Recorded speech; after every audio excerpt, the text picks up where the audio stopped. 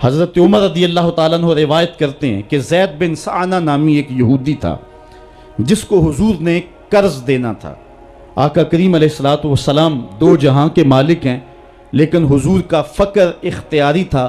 آقا کریم علیہ السلام کے گھر میں بسا اوقات کتنے دن چولہا نہیں جلا کرتا تھا۔ حضور ادھار لے کر کے لوگوں کی مصیبتوں کو بھی دور کرتے، اور گھر کا چولہا بھی بعض اوقات ادھار لے کے گرم کرنا پڑتا۔ اعلیٰ حضرت فرماتے ہیں مال کے کونین ہیں گو پاس کچھ رکھتے نہیں، دو جہاں کی نعمتیں ہیں ان کے خالی ہاتھ میں۔ تو کہتے ہیں کہ ایک دن حضور علیہ السلام کی خدمت میں ایک شخص حاضر ہوا جس کا نام زید بن سعنہ ہے اور یہودی ہے، اور اس نے حضور علیہ السلام سے قرض کا تقاضا کیا، لیکن تقاضا اتنے سخت انداز سے کیا کہ اس نے حضور علیہ السلام کی قمیص کو پکڑ کے کھینچا بھی۔ تو حضرت عمر رضی اللہ تعالیٰ عنہ نے جب دیکھا تو بڑے گھور کے اس کی جانب دیکھا اور اس کو پیچھے ہٹاتے ہوئے کہا کہ تجھے شرم نہیں آ رہی کہ اللہ کے رسول کے ساتھ کیسے سلوک کر رہا ہے اور میں تیرے سامنے موجود ہوں؟ تو حضرت نبی رحمت صلی اللہ علیہ وسلم نے حضرت عمر کو کہا عمر مجھے تجھ سے اس بات کی توقع نہیں تھی۔ ذرا غور کیجئے حضور علیہ السلام کی اس سیرت کے انداز کو۔ ایک شخص آ رہا ہے اور حضور سے سختی کر رہا ہے، ابھی حضور کو قرض لٹانے کی جو تاریخ ہے اس میں بھی 4 دن باقی رہتے ہیں، اور وہ ناجائز سختی کر رہا ہے۔ حضرت عمر رضی اللہ تعالیٰ عنہ نے جب اس کو گھورا اور سختی کی تو حضور علیہ السلام نے فرمایا عمر مجھے تیرے سے اس بات کی توقع نہیں تھی، تمہارا کام تو یہ تھا کہ مجھے حسن ادا کی تلقین کرتے کہ اچھے انداز سے قرض واپس کرو، اور اس کو جو ہے وہ نرمی کی تلقین کرتے، اور پھر آقا کریم علیہ السلام نے فرمایا اس کا قرض ادا کر دو، اور اے عمر جو تم نے اس کو گھورا ہے اس کے بدلے میں 20 وسق زیادہ کھجوریں بھی تم اس کو دو گے۔ تو زید بن سعنہ نے جب حضور علیہ السلام کی اس سیرت اور اس کردار کو دیکھا، اور حضرت عمر رضی اللہ تعالیٰ عنہ 20 وسق اس کو کھجوریں دے رہے تھے، تو اس نے حضرت عمر کو بتایا کہ میں یہودی ہوں اور میں نے تورات کے اندر نبی آخر الزماں کی شان اور عظمتوں کے بیان کو پڑھا ہے، یہ بات ابھی رہ گئی تھی، باقی ساری نشانیاں میں نے حضور میں دیکھ لی تھی، اب یہ نشانی رہ گئی تھی، آج میں نے یہ بھی دیکھ لی، اور پھر وہ حضور کی خدمت میں حاضر ہو کر اسلام کے دائرے میں داخل ہو کر حضور کا عبدی غلام بن۔ حضرت معاذ بن جبل رضی اللہ تعالیٰ عنہ فرماتے ہیں کہ ایک دن حضور گلی سے گزر رہے تھے اور میں ایک جانور کی کھال اتار رہا تھا، اور مجھے کھال اتارنے کا طریقہ نہیں تھا، مجبوراً مجھے کھال اتارنا پڑی۔ تو حضور گزرے تو مجھے دیکھا کہ معاذ بن جبل کو کھال اتارنا نہیں آ رہی، تو حضور رک گئے اور آقا کریم نے فرمایا معاذ ٹھہرو ذرا میں تمہیں بتاتا ہوں کہ بکری کی کھال کیسے اتاری جاتی، اور آقا کریم آگے بڑھے اور حضور نے خود جو ہے وہ کھال اتاری، اور پھر مجھے فرمایا معاذ ایسے کھال اتارا کرتے ہیں۔ آج ہم اپنے بڑے پن کو اور اپنی عظمت کو اس انداز سے لوگوں کے سامنے رکھنا چاہتے ہیں کہ ہم جو ہے وہ ٹشو کا ایک ٹکڑا بھی نہیں پکڑ سکتے، اور وہ بھی پکڑانے کے لیے ہمارے پاس ایک خادم موجود ہوتا ہے۔ لیکن آقا کریم علیہ السلام کی زندگی اور حضور علیہ السلام کی سیرت کی سادگی کا حسن اور جمال یہ ہے کہ حضور اپنے کپڑوں کو خود مرمت کر لیتے ہیں اور اپنے دیگر کام خود کرتے ہیں اور بطیب خاطر کرتے ہیں، اور اس میں کوئی چیز اپنے لیے شرمندگی کی محسوس نہیں کرتے ہیں۔ حضرت حسن رضی اللہ تعالی عنہ حضور علیہ السلام کے نواسے بھی ہیں اور آقا کریم علیہ السلام کی صحابیت کا شرف بھی پایا ہے۔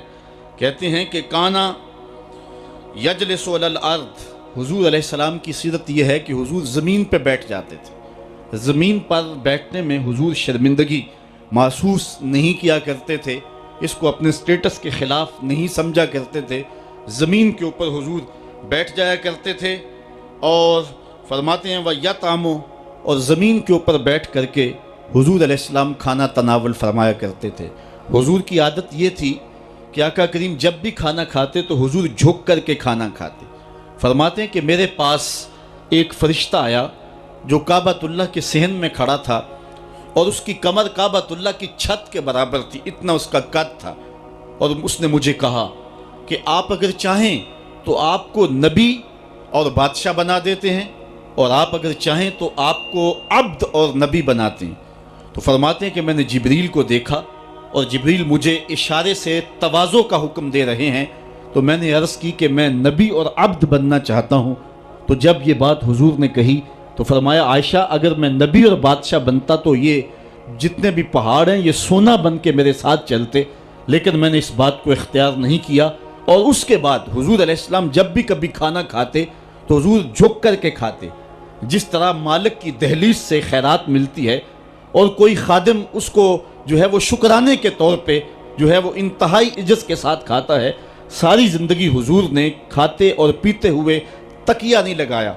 ہاتھ میں پلیٹ پکڑ کے اکڑ کے یا ٹہل کر کے یا جو ہے وہ بالکل سیدھے ہو کے نہیں، تھوڑا سا جھک کر کے بغیر تکیے کے حضور علیہ السلام کھانا کھانا پسند فرمایا کرتے تھے، اور فرماتے میں اس طرح کھاتا ہوں جس طرح بندے کھاتے ہیں، اور میں اس طرح بیٹھتا ہوں جس طرح اس کے عبد اور اس کے بندے بیٹھتے ہیں۔ یہ حضور علیہ السلام کا طریقہ ہے۔ ایک دن آقا کریم علیہ السلام ایک چٹان کے اوپر بیٹھے تھے اور حضور علیہ السلام قدید کھا رہے تھے۔ یہ خشک گوشت جو کر کے اس کو بعد میں جب پکایا جاتا ہے تو اس کو قدید کہتے ہیں، یا سرید تھی، حضور کھا رہے تھے۔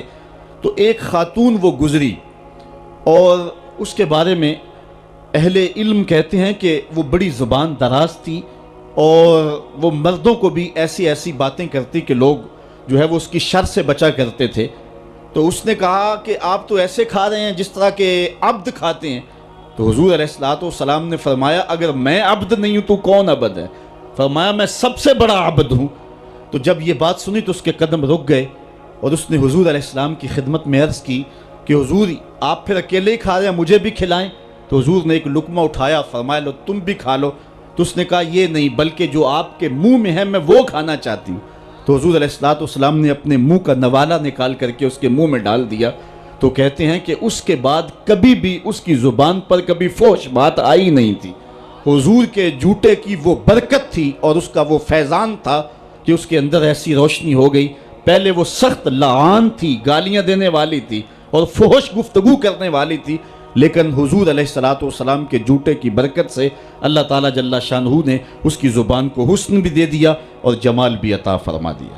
تو حضور علیہ السلام کی عادت تھی کہ آقا کریم زمین پہ بیٹھ کے کھاتے، جھک کے کھاتے، فرماتے میں ایسے کھاتا ہوں جس طرح عبد کھاتے ہیں۔ وَيَلْبَسُ الْغَلِيظ، اور آقا کریم علیہ السلام موٹے کپڑے پہنتے تھے، باریک ترین کپڑے پہننے سے حضور نے گریز کیا ہے۔ اور یہ